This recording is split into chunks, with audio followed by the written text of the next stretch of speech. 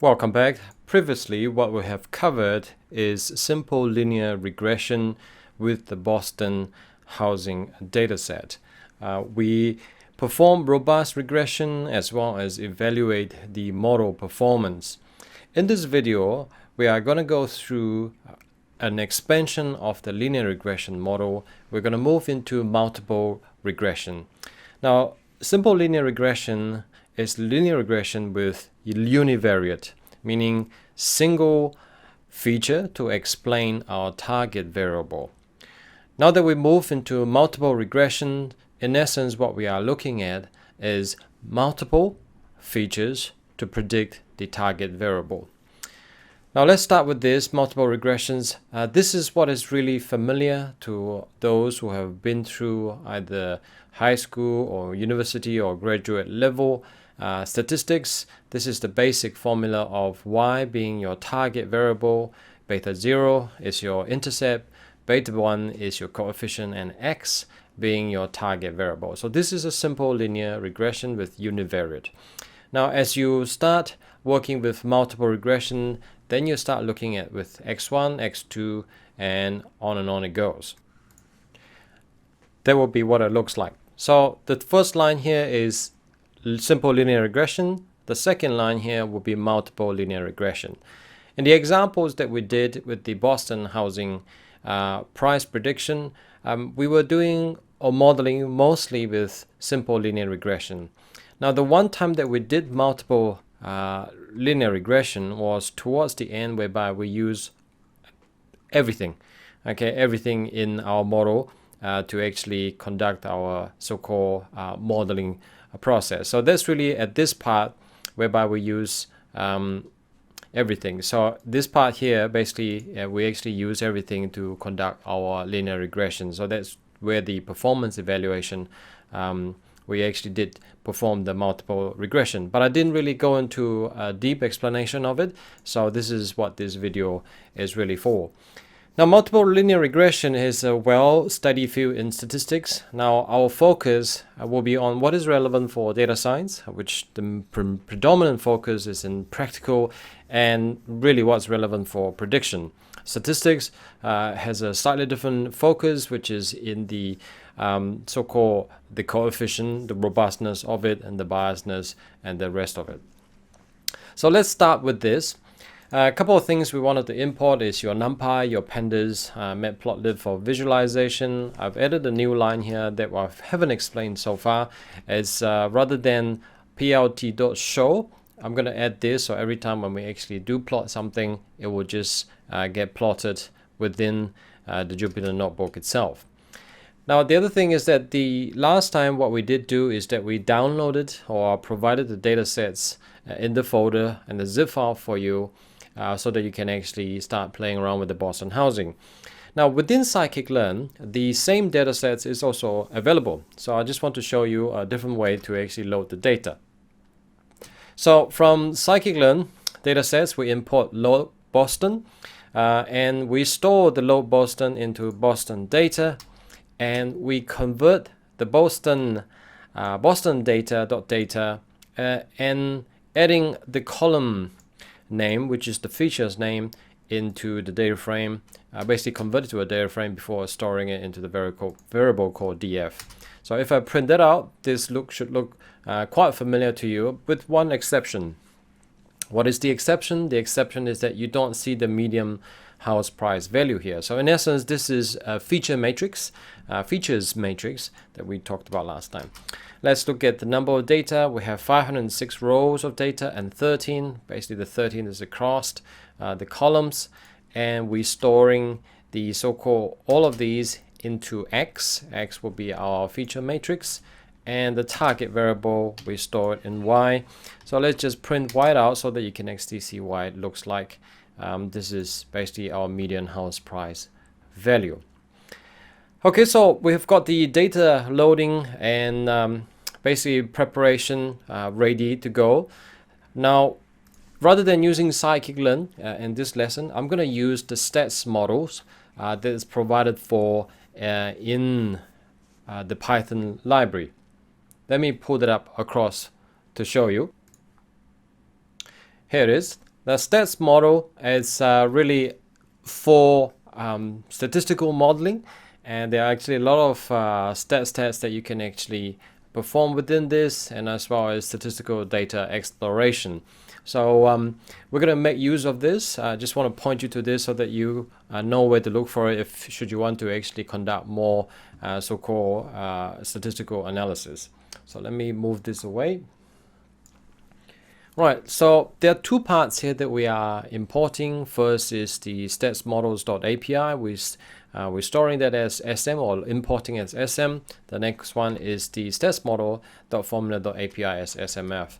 We'll go through that, make use of that a bit later. Let me just remove that. Okay, so there's a slight difference in the way that stats model, how it's actually created. Is the construction is a little bit different from scikit-learn. You do need to add an extra constant term simply to allow the bias to be estimated on itself, meaning standalone. Otherwise, the bias terms or the intercepts will be incorporated into your coefficient estimation, so your coefficient will be incorporated. So we want to actually segregate that out so that we actually have a clear constant term on its own here, as you can see here. Again, I won't run this cell. If you want to actually have a look at how stats model call the ordinary least square library, just run this cell. It will show you how or what are the actual input parameters you need to provide.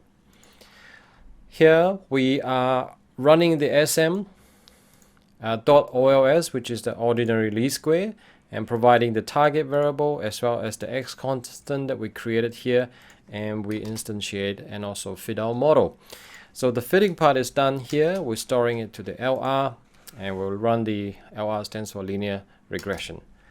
So once you run this, notice that there are a lot of information that is generated. This is pretty typical of stats, where you have the ordinary least square regression results here, and then you have the coefficient estimates, which is along this line, and the standard error, and then the t-test, as well as the p-value, and some more residual stats that's being provided here. So let me walk through these one by one, because these are really important, especially in the field of statistics and multiple regression. A couple of things. There are a lot of stats tests and information here. These are mostly for stats analysis. You don't really need all of these for data science, but it's good to know. Let me just correct that typo there. Again, I mentioned before, data science focus is really on prediction and having a model that works on predicting real data or unseen data. It is not concerned as much with the correct specification of statistical problems. Okay, these are all the descriptors to explain to you what each and every one of these fields are. The dependent variable really is the target variable. In our case, is the median house price value, so it's provided here as y. The model that we're using here is ordinary least squares. The method of achieving the estimates coefficient estimation is using least square method, which is the standard method. So the number of observations is provided for, is printed out. The degree of freedom in terms of the residuals, this is calculated by taking the number of observations less the number of parameters that you use to estimate. And the degree of freedom of the model really is the number of estimated parameters in the model. So here we have the model itself is 13. The degree of freedom of the residuals is the number of observations less the number of parameters you use to estimate the model itself. Couple other things. R squared, this is the coefficient of determinations, and it measures the goodness of fit. I won't go through these in detail. In essence, it's basically telling you how much your model is, and I can explain the variability of the underlying data itself.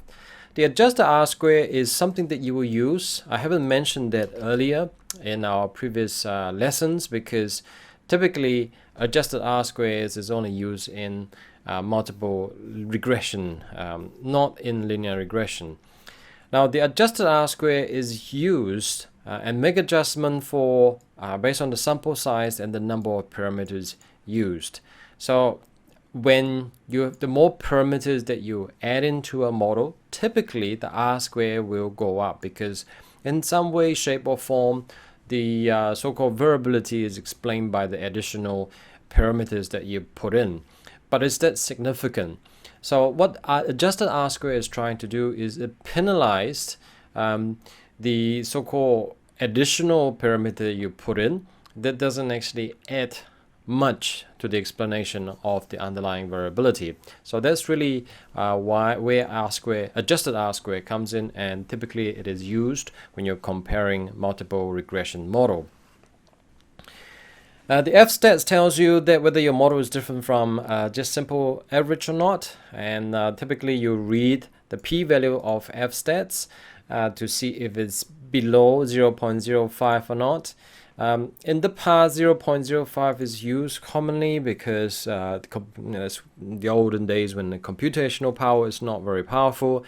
Nowadays, people start to advocate basically a value that's substantially smaller than that, such as 0.005. The last two is the archaic information criterion. I'm sorry, I'm not used to reading this. I just call AIC. This evaluates the model based on the model complexity and the number of observations. The lower the number, the better it is. And BIC is very similar to AIC, except it punishes models with more parameters. Again, the smaller the number, the better it is. And by itself, it doesn't actually mean much. So these are the two numbers here. That pretty much explains the first table. And you can see here the p-stats here is very, very small, 10 to the power minus 135. In essence, what that's telling you is that the model that you have is significantly different from an average model. Okay, so other tests that's provided, the following table, which is this portion here, basically is a long list of the coefficient as well as the standard error.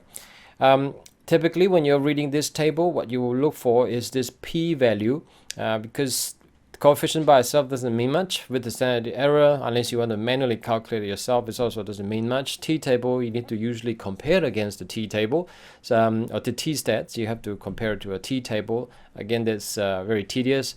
Hence, people mostly use the p-value as the way to read the significance of a number. And what you can see here is that the indus is insignificant, age is insignificant, the rest is significant.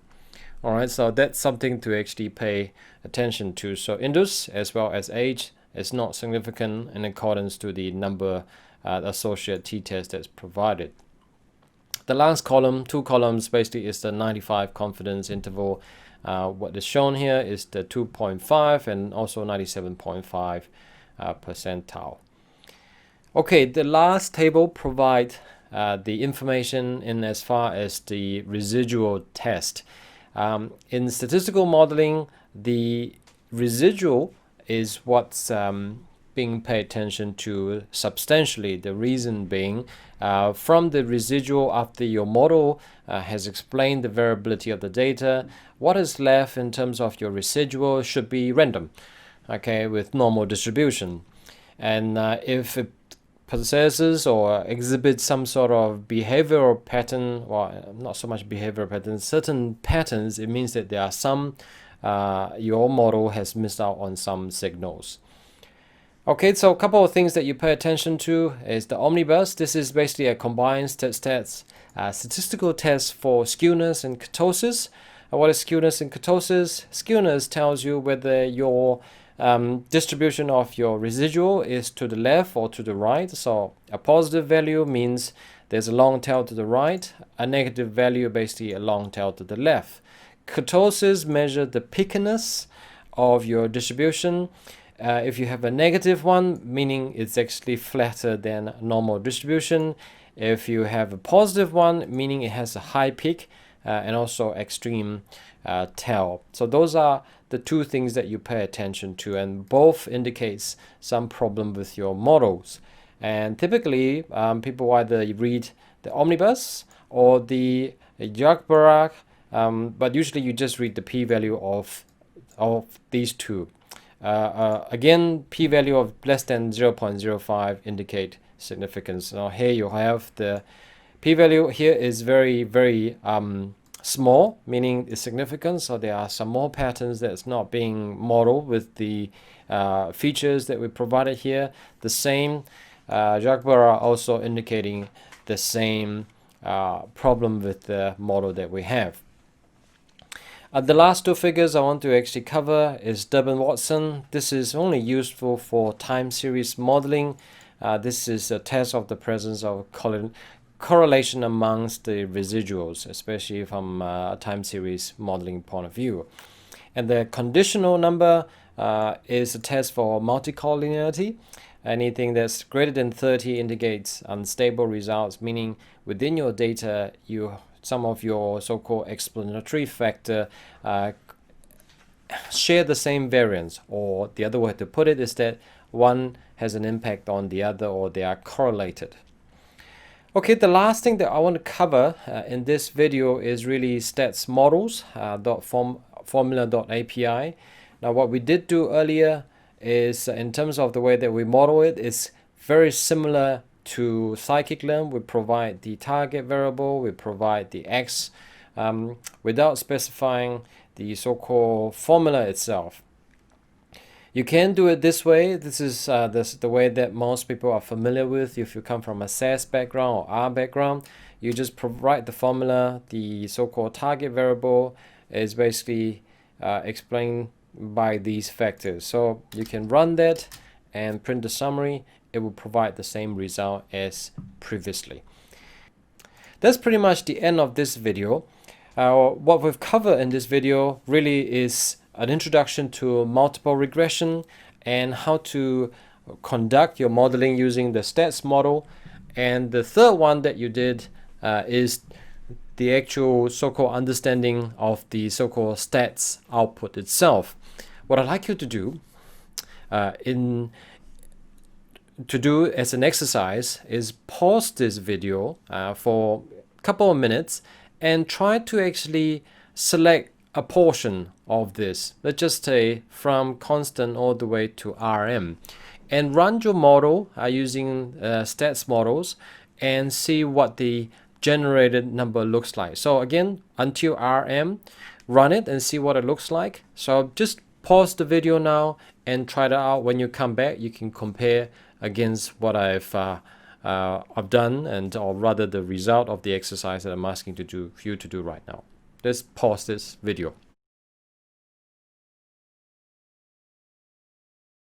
All right, welcome back. How did that go? I hope you try that and see what it looks like. And basically, it's a really interesting exercise for you to actually try it out to see if you can actually model using these four variables. Now I cheated. Rather than using the data frame here, what I did do is actually I used a shortcut and just used the formula as such. And when I ran it, this is my output.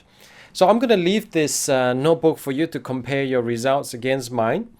And just for you to actually play around with the exercise and see whether your results looks exactly the same as mine or not. So well done for trying that out.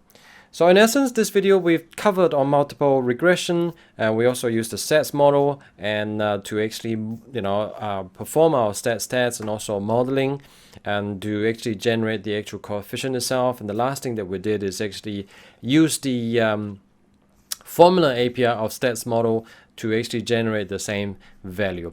So in the next video, we are going to go into looking at the different features and identifying collinearity between features, and also trying to select features that or dropping features that is irrelevant to our model and selecting features that is of high importance to our model. I look forward to seeing you in the next video. Thank you.